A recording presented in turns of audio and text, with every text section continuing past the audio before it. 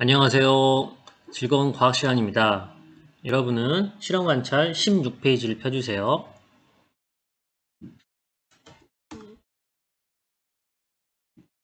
오늘은 과학책 30쪽부터 31쪽 생태계를 구성하는 생물은 어떤 먹이 관계를 맺고 있을까에 대해서 함께 공부해 보도록 하겠습니다. 학습 순서입니다. 오늘은 다음과 같은 순서로 공부하겠습니다. 첫 번째, 뭘 먹고 있니? 두 번째, EBS 동영상 시청. 세 번째, 먹이사슬. 네 번째, 먹이군물 순으로 공부하겠습니다.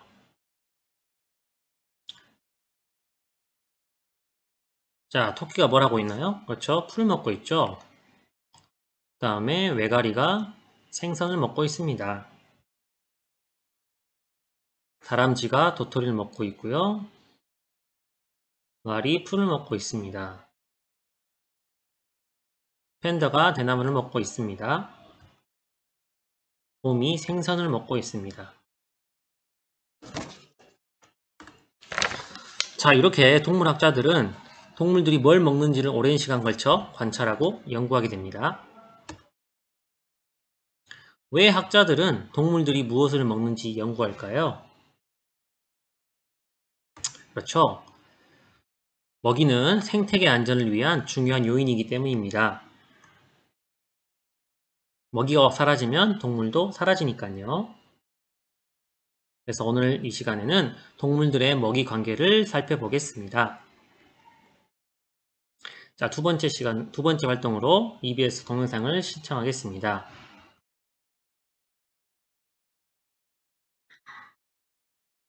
오늘 배울 내용을 EBS 동영상으로 시청해 보도록 하겠습니다. 생물은 어떤 먹이 관계를 맺고 있을까요? 와, 소풍 오니까 너무 좋다. 오늘을 위해 먹을 걸 잔뜩 준비했지. 왜 메뚜기야? 나 곤충이라면 질색이라고. 저리 가. 아니 도대체 왜 메뚜기 같은 곤충이 나타난 거죠? 몰라 도망가자.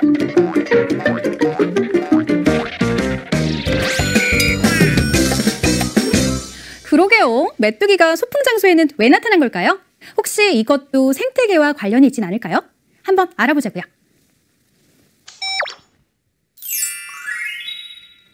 네, 생태계의 생물은 서로 먹고 먹히는 관계에 있다라고 했죠. 이곳에 메뚜기가 나타났다는 것은 이곳에 메뚜기의 먹이가 되는 또 다른 생물이 존재한다라는 것을 뜻해요. 자, 그럼 메뚜기의 먹이가 되는 생물 어떤 게 있을까요? 대표적으로 이런 별을 들 수 있습니다. 그렇다면요, 이 메뚜기도 누군가에게 먹이가 될 수도 있을 텐데요. 이번에는 메뚜기를 잡아먹는 생물 무엇이 있을까요? 바로 개구리를 들 수 있습니다. 자, 이렇게 벼에서 메뚜기 그리고 개구리로 가는 이런 과정처럼 어떤 생물들의 먹고 먹히는 관계를 한 줄의 사슬처럼 연결해 놓은 것을 우리는 먹이 사슬이라고 합니다. 이 먹이 사슬에는요, 여기에 있는 것처럼 이렇게 어떤 영양 단계들을 잘 표현하고 있는데요. 우선 여기부터 살펴볼까요? 이 벼는 이 먹이 사슬에서 생산자의 역할을 함으로써 이 영양 단계의 가장 기초를 구성하고 있어요. 그리고 메뚜기는 벼를 통해서 양분을 얻으면서 그 다음 단계, 그리고 개구리도 메뚜기를 통해서 영양분을 얻으면서 그 다음 단계를 담당하고 있죠. 이 중에서 메뚜기와 개구리는 소비자에 해당한다라는 것을 알 수 있겠죠. 자, 이 먹이 사슬을 통해서 우리가 알 수 있는 것은 이 사슬의 시작하는 부분은 잡아 먹히는 생물이 들어가는구나. 그리고 끝으로 가면 갈수록 잡아 먹는 생물이 있구나라는 것을 알 수 있습니다. 그러다 보니 이 끝으로 갈수록 뭔가 자기만의 어떤 사냥의 전략이나 무기 같은 것을 가지고 있는 포식자가 되는 경우들이 많이 있죠. 여기 이 개구리 같은 경우에도 굉장히 작아 보이지만 사실은 이 메뚜기나 다른 곤충을 잡아먹을 때 어떻게 하는지 알아요? 가만히 숨어 있다가요, 어느 순간 갑자기 잽싸게 혀를 내밀거나 또는 입으로 덥석 다른 곤충을 잡아먹는 이런 사냥 실력을 가진 것을 확인할 수 있습니다. 자, 그러면 이 먹이 사슬은요, 사실 아까처럼 이렇게 세 단계로만 구성되어 있는 것은 아니고요. 어떤 지역적인 특징이나 여러 가지 원인에 의해서 벼에서 메뚜기, 개구리, 그 다음에 뱀이 추가되기도 하고요. 또는 여기에다가 매가 추가되기도 해요. 또 이렇게 되기도 합니다. 벼를 메뚜기가 먹는데 이 메뚜기를 참새가 먹기도 하고요. 또는 메뚜기는 옥수수를 먹기도 하면서 이것이 다람쥐와 뱀, 그리고 매의 순서로 연결되기도 합니다. 자, 그럼 이런 먹이사슬을 보면 여러분들이 이제 고민이 생길 것 같아요. 선생님, 그러면 이 먹이사슬대로라면 이 메뚜기는 평생 벼만 먹고 사나요? 선생님, 그럼 이 개구리는 평생 메뚜기만 먹고 사나요? 사실 그렇지는 않잖아요. 사실은 어때요? 이 메뚜기는 벼를 먹기도 하지만 옥수수를 먹기도 하고 여러 가지 곡식을 먹고 살죠. 또 개구리는 어때요? 개구리는 메뚜기도 먹지만 잠자리도 먹고 여러 가지 곤충들을 먹고 살아요. 이렇게 한 종이 여러 생물을 먹거나 또는 여러 생물에게 잡아먹힐 때, 혹은 한 종이 여러 개의 영양 단계에 속해 있을 때 이것은 먹이사슬로만은 부족하다. 그래서 만들어진 것이 바로 먹이 그물입니다. 먹이 그물이라는 것을 이 뜻을 한번 살펴보면요. 생태계에서 여러 개의 먹이 사슬이 얽혀서 마치 그물처럼 연결된 것을 의미한다라고 볼 수 있어요. 지금 여기 그림을 보니까 뭔가 굉장히 복잡하게 얽혀 있는 것을 볼 수 있는데요. 이거 도대체 어떻게 해석하면 좋을까요? 그런데 여러분, 화살표 알죠? 화살표만 읽을 수 있으면 이 먹이 그물을 다 파악할 수 있습니다. 여기에서 이 토끼만 한번 살펴볼까요?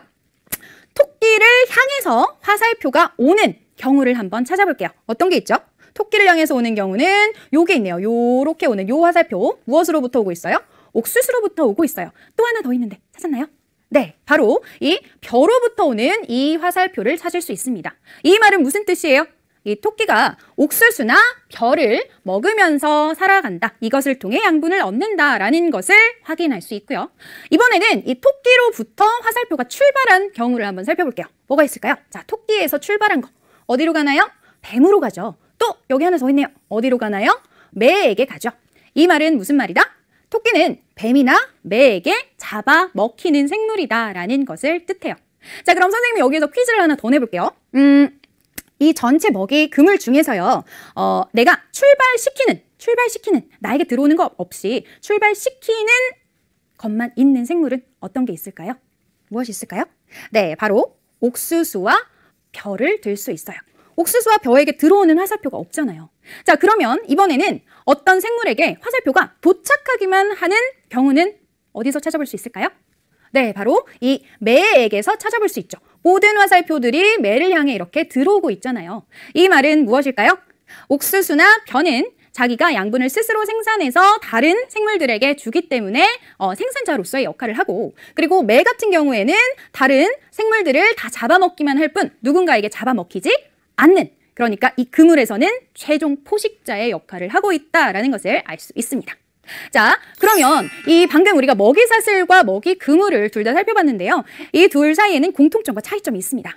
여기 보면 둘 다 생물들의 먹고 먹히는 관계가 나타나 있다라는 공통점이 있는데요. 반면 차이점은요.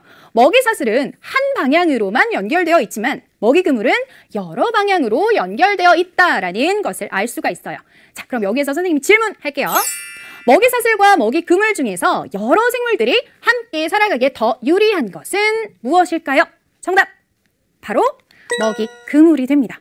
왜 그럴까요? 맞아요. 우리가 만약에 먹이 사슬로만 이 생태계가 구성되어 있다면 1단계, 2단계, 3단계가 있는데 그 중에 누군가가 갑자기 없어져 버렸어. 뭔가 문제가 생겼어. 그러면 그 뒤에 있는 다른 생물들에게 모두 악영향을 끼쳐서 모두 함께 없어져 버리고 말겠죠.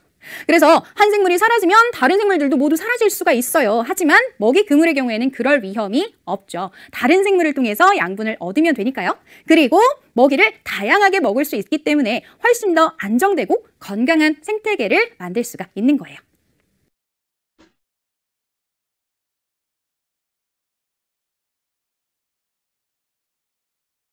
자, 세 번째 활동으로 먹이 사슬에 대해서 한번 공부해 보도록 하겠습니다.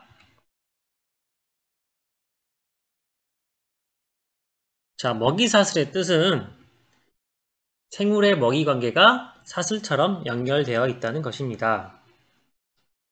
먹이 사슬 가장 아래는 벼와 같은 생산자입니다. 벼를 먹는 메뚜기, 그리고 메뚜기를 먹는 개구리는 소비자입니다. 모두 동물입니다.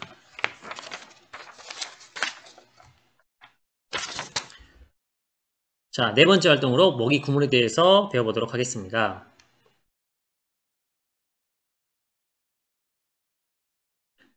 자, 먹이 그물은 생물 먹이 관계가 그물처럼 연결되어 있다는 것입니다. 여러 개의 먹이 사슬이 얽혀 있다는 것입니다. 먹이 그물이 먹이 사슬보다 생물이 함께 살아가기에 유리합니다. 먹이 사슬에서는 먹을 수 있는 먹이가 하나밖에 없습니다. 먹이 사슬에서는 한 먹이가 사라지면 그 먹이를 먹지 않는 생물도 머지않아 사라지게 되기 때문이죠.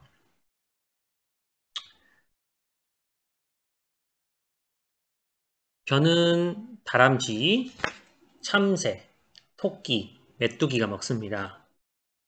그래서 벼는 화살표가 4개 뻗어갑니다.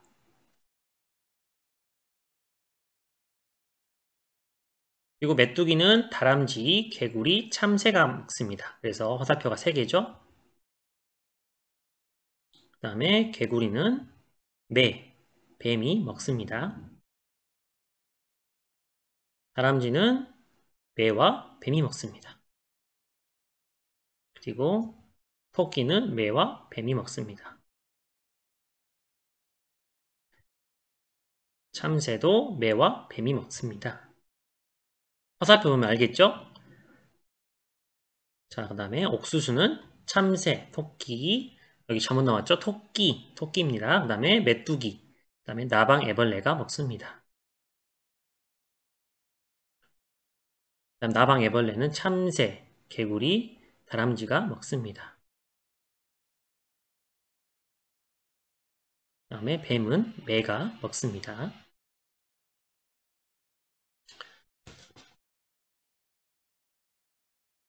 자, 문제를 풀어보도록 하겠습니다.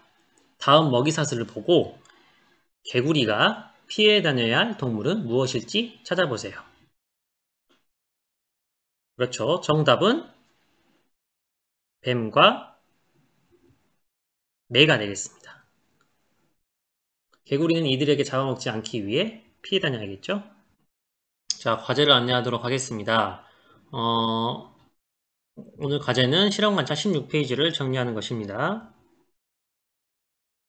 자, 그러면은 실험관찰 16페이지 한번 같이 풀어보도록 하겠습니다. 자, 1번 친구들과 먹이관계 놀이를 한 뒤 먹이사슬을 파란색 화살표로 연결해 봅시다. 또 먹이 그물을 빨간색 화살표로 연결해 봅시다 라고 나와 있는데요. 여러분들이 먼저 파란색 화살표를 일단 연결해 본 다음 나머지를 빨간색으로 한번 연결하면 되겠습니다. 자, 연결하게 되면은 이런 식으로 나올 수가 있겠죠. 한번 확인해 보세요. 자, 2번 문제입니다. 먹이사슬과 먹이그물의 공통점과 차이점을 써봅시다 라고 나와 있습니다. 자, 먹이사슬과 먹이그물의 공통점은 생물에 먹고 먹히는 관계가 나타나 있다는 점이 공통점이고요.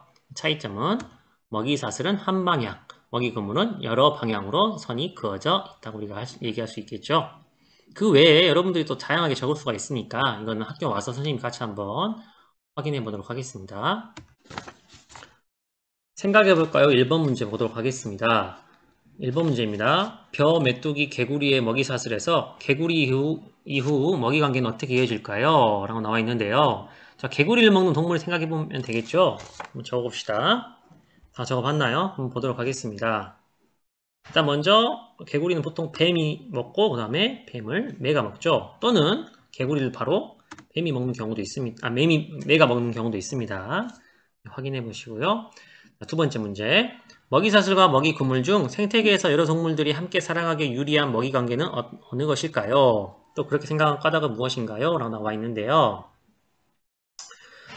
여러 생물이 함께 살아가기 유리한 먹이관계는 어떤 게 될까요? 일단 정답은 그렇죠. 먹이그물이 되겠죠. 왜냐하면 어느 한 종류의 먹이가 부족해지더라도 다른 먹이를 먹고 살 수 있기 때문이죠.